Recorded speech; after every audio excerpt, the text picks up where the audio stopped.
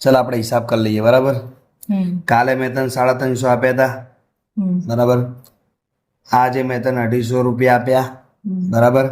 આપણે એને પ્લસ કરી દઈએ.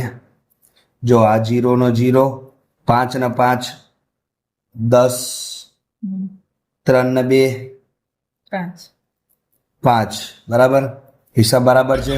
5100 રૂપિયા થયા. માતા જોડે 5100 રૂપિયા લેવાના બરાબર. બરાબર ને?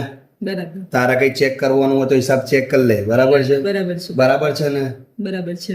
ઓકે છે ને હિસાબ? ઓકે. મારે તમને 5100 રૂપિયા આપવાના. હા, તારે મને 5100 રૂપિયા આપવાના બરાબર.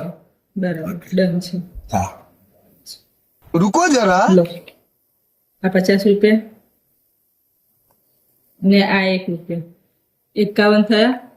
હા બરાબર ને?